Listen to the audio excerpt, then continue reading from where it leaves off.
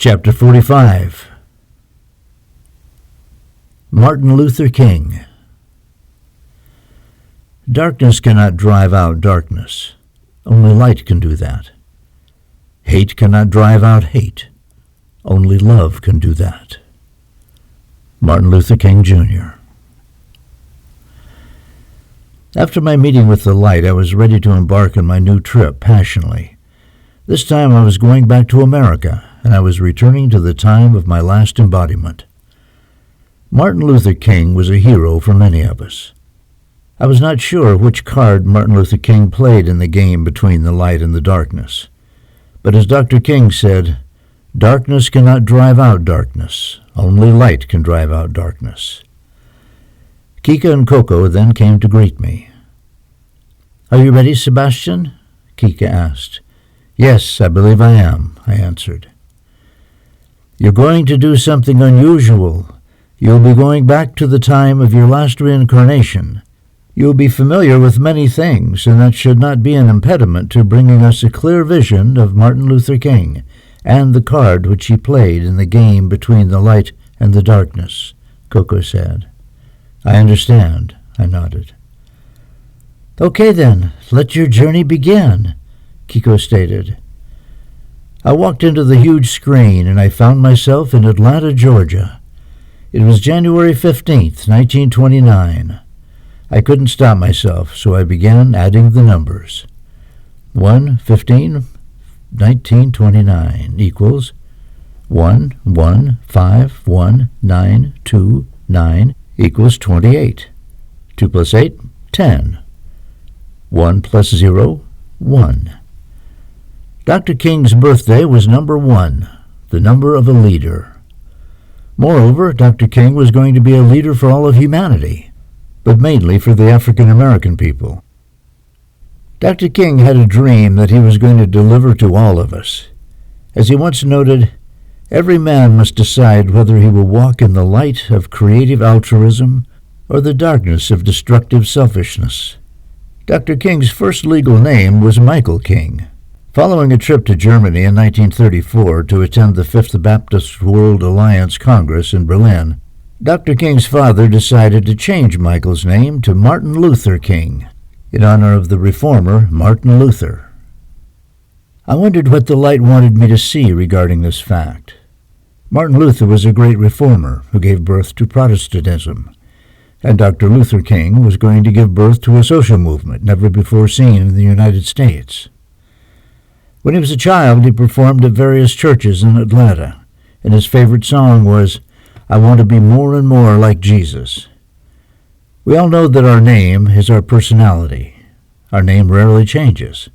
However, our life changes when we change our name. The energy of a birth name always stays with us. Would things have been different for Dr. King if he would have kept his birth name of Michael King? Men rarely change their names. They keep their name from birth to death.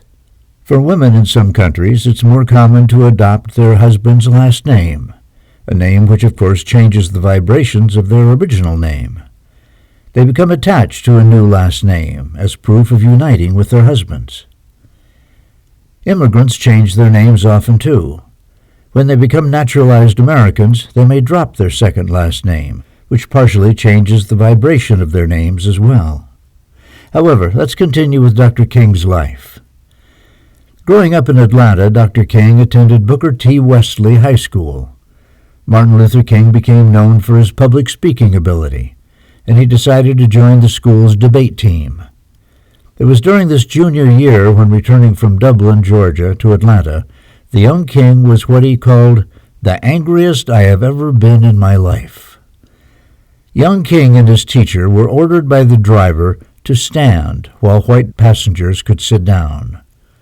Initially, the young King refused to follow the bus driver's order, but later complied with it when his teacher told him he would be breaking the law if he disobeyed the order.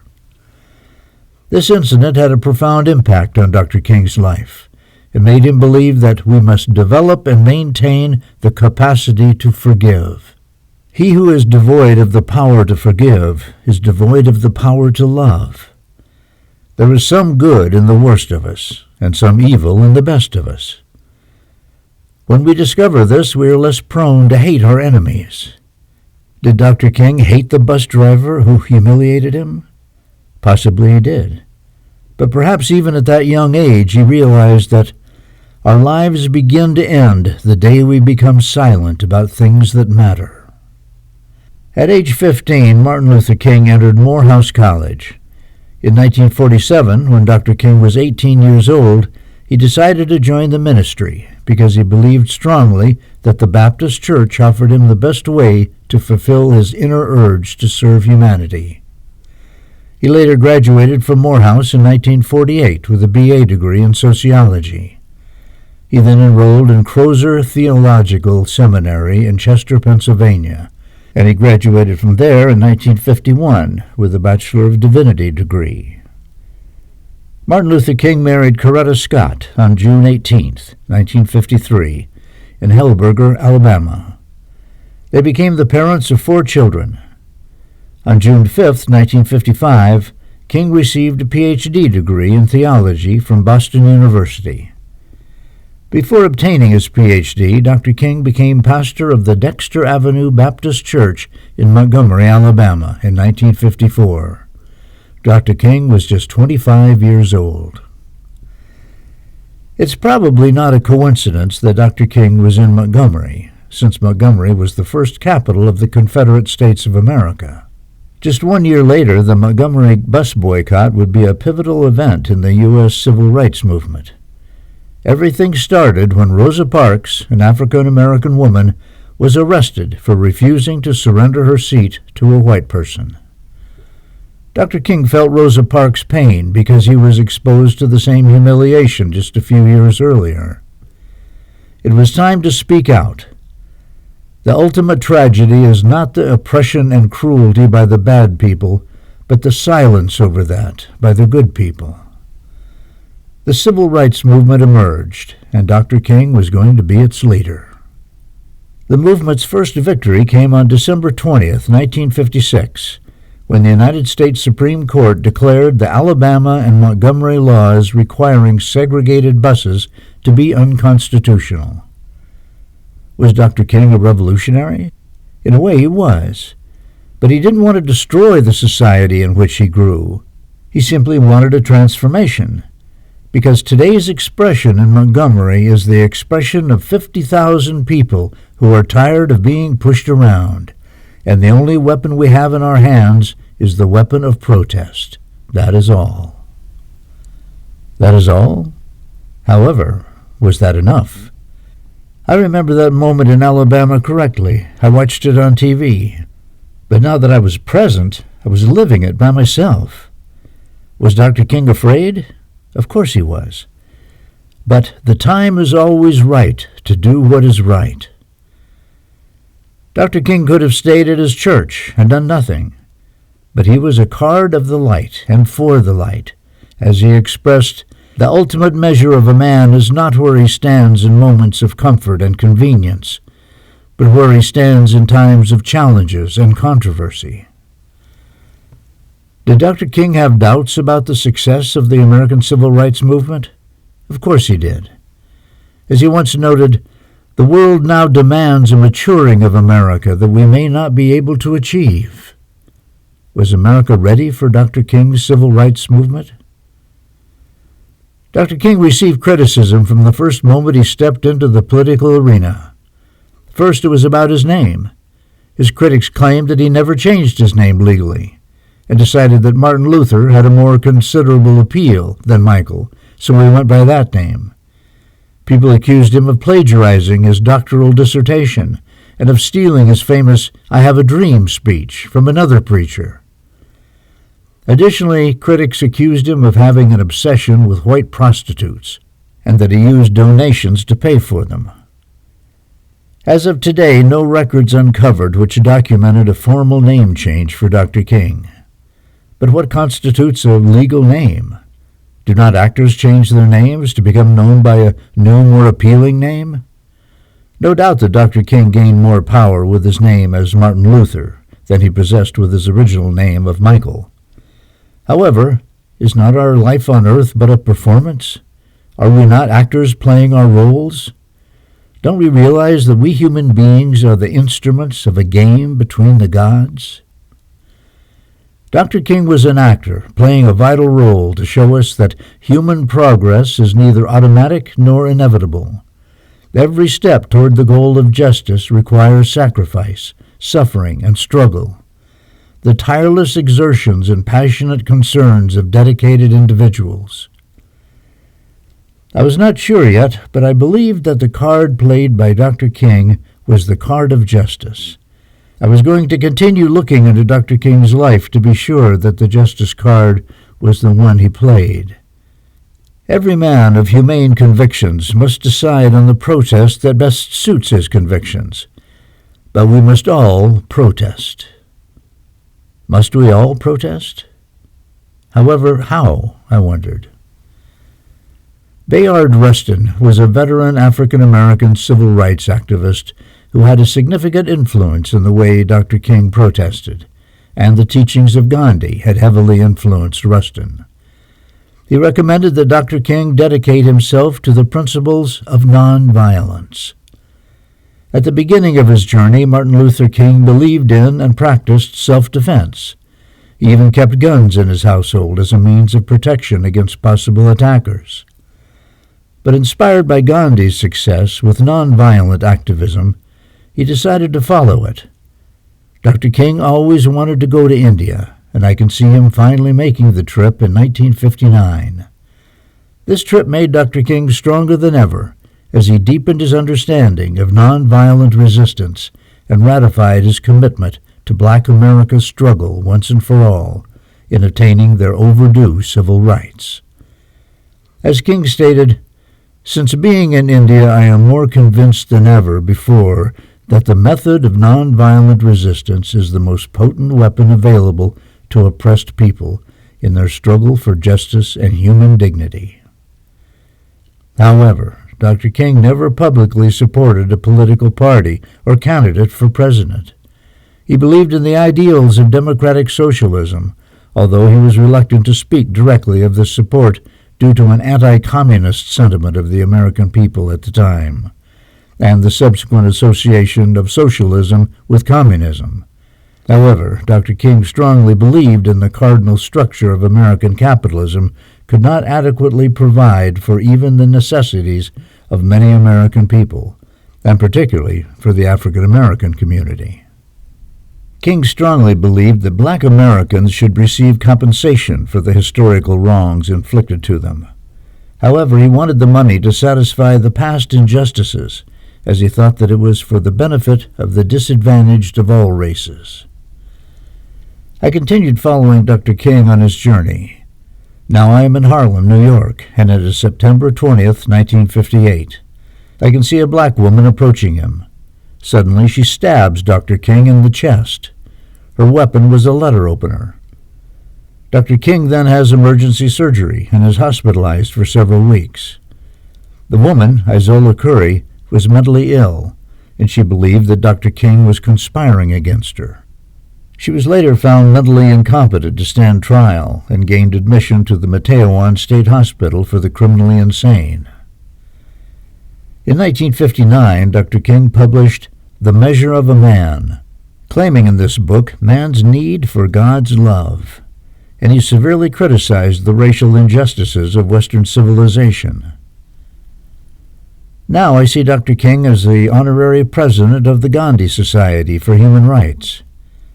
In 1962, Dr. King and the Gandhi Society published a document calling on President Kennedy to follow in the footsteps of Abraham Lincoln and use his executive order faculties to deliver a blow for civil rights as a kind of second emancipation proclamation. President Kennedy did not issue an executive order, but 52 years later, the document provided by Dr. King and the Gandhi Society will resound in the ears of the first-ever African-American elected president, Barack Obama, who would issue an executive order to terminate the injustice suffered by millions of illegal immigrants in the United States. President Barack Obama followed the footsteps of Dr. King and issued an executive order for the benefit of the disadvantaged of all races. Could Obama ever have been elected as President of the United States without the sacrifice and example of Dr. King? I asked myself that question, and the answer came to me clearly from Dr. King's words. I have a dream that my 4 little children will one day live in a nation where they will not be judged by the color of their skin, but by the content of their character. I can see President Obama in his office wondering about life's most persistent and urgent question: what are you doing for others? In January 2015, Speaker John Boehner gave a speech during which he pointed out 22 times that President Obama couldn't give or create his immigration law. Inevitably, the number 22 caught my attention. Why did Representative Bonner make this reference to 22 times? Was he referring to the War of the Gods? President Obama announced the executive order on November 20th, 2014. That's 1 plus 1 plus 2 plus 2 plus 1 plus 4 equals 11. Number 11 in the 11th month of the year, I wonder? Also, let's not forget that President Obama's birth number is 11. It's a challenge number. There are about 11 million illegal immigrants in the United States. Number 11 appears yet again. I was looking back into Dr. King's life, and suddenly I was before the assassination of President Kennedy on 11/22/1963. 11/22? I added the numbers. 1, 1, 2, 2, 1, 9, 6, 3 equals 25. Then 2 plus 5 equals 7. I couldn't help but look at this number and realize that the announcement regarding the executive order of President Obama occurred 52 years after the document published by Dr. King and the Gandhi Society. 52 years. 5 and 2, 7. The same number 7, and the same combination of number 2 and 5, and in reverse 5 and 2. I wondered what all this meant. I wanted to keep searching in the life of Dr. King to choose the card that he played for the light. Now we were in December 1963. Dr. King started a campaign against racial segregation and economic injustice in Birmingham, Alabama. Dr. King intended to provoke mass arrests to create a crisis that would open the door of discrimination. King was later arrested and jailed. It was his 13th arrest out of 29. 29? 2 plus 9? 11. Once again, I wondered. From his cell, Dr. King wrote his famous letter from the Birmingham jail. In this letter, Dr. King peruses legal challenges for social change. He wrote, "We know through painful experience that freedom is never voluntarily given by the oppressor. It must be demanded by the oppressed." I could see many other marches and campaigns. St. Augustine, Selma, New York City, and the March on Washington on August 28, 1963, where King delivered his famous "I Had a Dream" speech.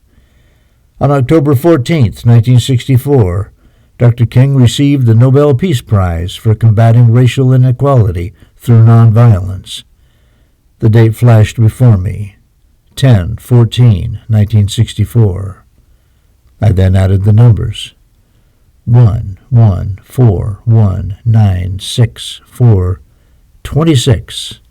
2 plus 6 equals 8. Now I was practically 100% sure that Dr. King's card was a number 8, the card of justice. But I had more time on my trip, and I wanted to find out more about him. On this day, October 14, 1964, Martin Luther King said during his acceptance speech, "Nonviolence is the answer to the critical political and moral positions of our time. The need for humanity to overcome oppression and violence without resorting to violence and oppression. I believe that universal truth and unconditional love will have the final word in reality. Universal truth is why right, temporarily defeated, is stronger than evil triumphant." I asked myself in here if Dr. King was right. Who is more powerful, light or darkness? Alternatively, as King stated it, right or evil. There was a war going on between light and darkness, or between good and evil. However, what is right and what is evil? There's a thin line between both, and it's always dependent upon which side you stand. Many people in the United States justified slavery based on Genesis 9:20 through 27. Noah imposed the curse of Ham and subsequently over Canaan, but Genesis verses do not mention Ham as a black person. However, the narrative of the Genesis verses was interpreted by some religious groups as a curse that will give you black skin and subsequently lead one into slavery. Particularly in Genesis 9:25 through 27, states, "Cursed be Canaan, the lowest of slaves will be his brothers. Blessed be the Lord, the God of Shem. May Canaan be the slave of Shem. May God extend the territory of Japheth. May Japheth live in the tents of Shem, and may Canaan be his slave." Many Christians believe that Canaan settled in Africa. The black skin of the Africans became associated with this curse of Ham. Using these verses of the book of Genesis was how the enslavement of Africans became religiously justifiable. How in the 20th century could some Americans still believe or accept that cursing all of an individual's descendants into perpetual slavery because of an inappropriate act of an individual can condemn the rest of his tribe? Have Americans not overcome that cursing of a whole race? I wonder what Dr. King would be doing in today's America. Incidents like the ones in Ferguson or New York City, where the murders of black people take place due to the color of their skin. Or how about the recent Charleston church massacre in which a 21-year-old white supremacist murdered 9 black people? In regards to American foreign policy, Dr. King strongly opposed American involvement in the Vietnam War.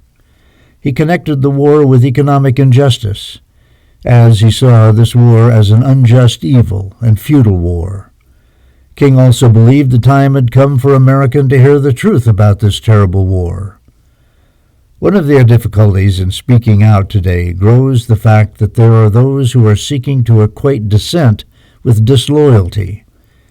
It's a dark day in our nation when high-level authorities will seek every method to silence dissent.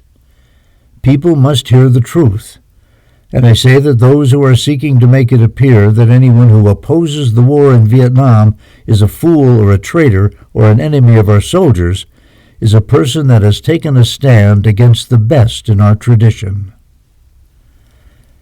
As a result of his anti-war views, some American newspapers severely criticized King. Dr. King has diminished his usefulness to his cause, his country, and his people. King's time on earth was now running out. The FBI didn't like Dr. King, and the FBI director, J. Edgar Hoover, personally ordered him to be surveilled. The FBI always tried to undermine Dr. King's powers as a great and righteous leader. At one time, King received an anonymous letter from the FBI, and it was a disturbing letter that had a tremendous impact on him. The message read as follows: "No person can overcome the fear, not even a fraud like you. Lend your sexually psychotic ear to the enclosure. You will find yourself in all your dirt, filth, evil, and moronic talk exposed on the record for all time. Listen to yourself, you filthy, abnormal animal. You are on the record, King. There is only one thing left for you to do. You know what that is. You have just 34 days in which to do it. This exact number was selected for a specific reason, as it contains a particular practical significance. You may have finished, but there's only one way out for you. You better take it before the nation sees your filthy, abnormal, fraudulent self." I could see Dr. King reading this letter, wondering about the mysterious message regarding the 34 days. The reasoning behind this exact number holds a specific meaning. It has a definite practical significance. Number 34, 3 plus 4 equals 7. Immediately reminded me of the number 7 associated with President Kennedy's assassination and the 52 years, 527, span between the document produced by Dr. King and the Gandhi Society until the executive order on immigration issued by President Obama. In numerology, the number 34 symbolizes the power of realization of a man. Dante's Divine Comedy devoted 33 cantos to purgatory, 33 to paradise, and 34 to hell. Was the FBI telling Dr. King symbolically to go to hell, and that was the place to which he belonged? Did the FBI understand the number 34 and associated with verse 34 of Surah number 2 of the Quran? Verse 34 in the Quran deals with the rebellion of Lucifer. Was the FBI implying a reincarnation of Lucifer? In Gematria, the Hebrew words Al-Ab, meaning God the Father, and Havel, meaning meaningless, transitory, fleeting, or some refer to the word as angels of the 7 cups. Both words have numerical values of 34. Angels of the 7 cups? Did this 7 represent the gods who initiated the rebellion of Lucifer? However, did the FBI know about 7 gods involved in the original rebellion? The devil is mentioned 34 times in the Bible, 1 time in the Old Testament and 33 times in the New Testament. Another interpretation of the number 34 is the axis mundi, or the world axis, and religion and mythology represent the world center on the connection between heaven and earth. There's no doubt that Dr. King was familiar with the interpretations of number 34, mainly in the Bible, and he clearly understood the message. It is a joint discussion among numerologists to discuss the combination 1134, which backwards spells hell, 4H, 3E, L, 1, L1. Moreover, ordinary people who continuously see this 1134 combination are going through difficult times in their lives. I was now running out of time, and I needed to see the final moments of Dr. King's life. On April 4th, 1968, Dr. King was in Memphis, and I can see him in room 306. 3 plus 6 equals 9, at the Lorraine Hotel. I can see him clearly, and I can hear him telling his friend musician Ben Brock, "Ben, make sure tonight you play Take My Hand, Precious Love." Suddenly, at 6:01 p.m., I hear a gunshot. Dr. King was at the hotel's second-floor balcony. The bullet entered through his right cheek, then traveled down his spinal cord and landed in his shoulder. King was then taken to the emergency room at St. Joseph's Hospital and was pronounced dead at 7:05.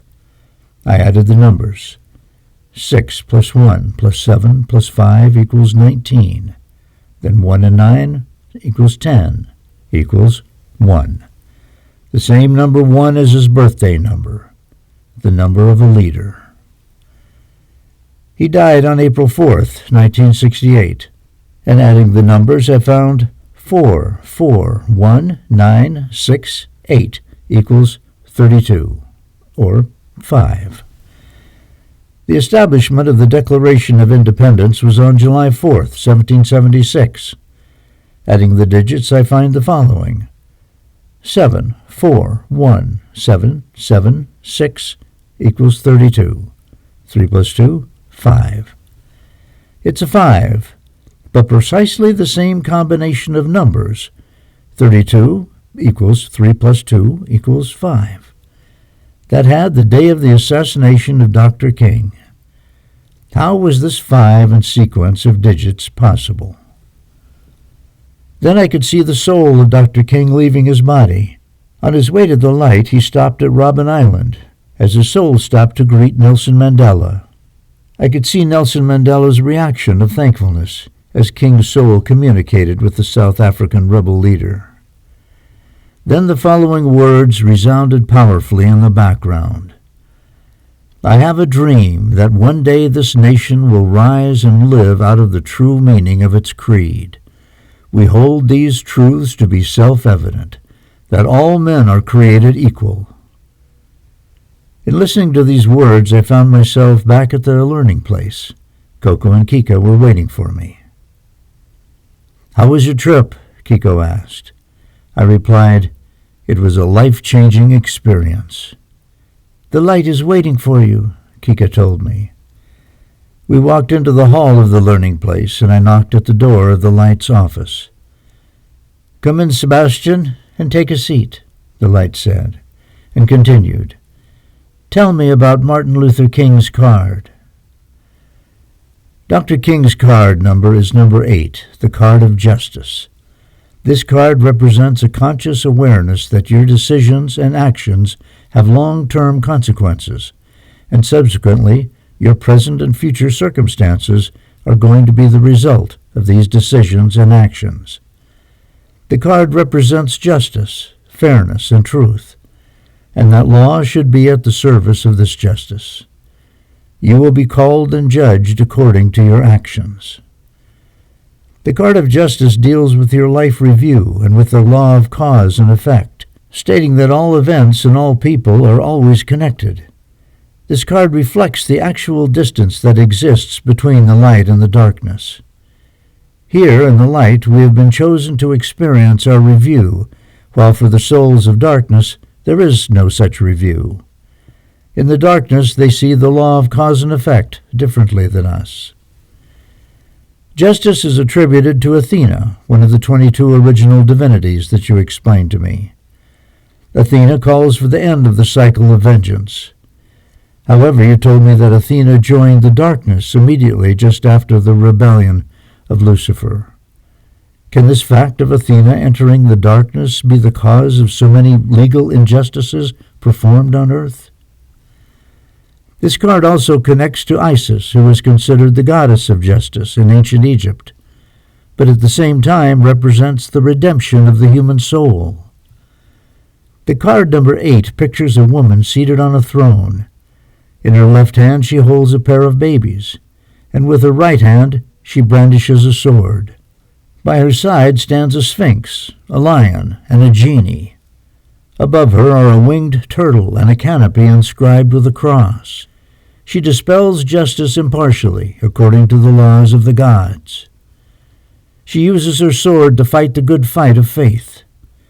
The symbolism of the card number 8 tells us that the unjust rulers rise to positions of influence only because they exercise a more relentless drive than their fellows, representing equilibrium between the Spirit of God and the spirit of man while on earth. This card represents life as a constant fight between good and evil, but in the end, justice is a divine gift. The justice of God will judge the justice of men, I stated as I finished. "Excellent, Sebastian, excellent," the light said. "It's been a memorable and unforgettable trip into my times," I said. "And now tell me, what is the commandment that you bring from Dr. King to the light?" the light asked. I was undecided at first. I thought that just quoting Dr. King, it could be, "Justice is love in a calculation," or "Justice is love correcting that which revolts against love." But I finally decided to bring something simpler to you, I noted. "What is it?" the light asked. "Justice is true peace," I replied.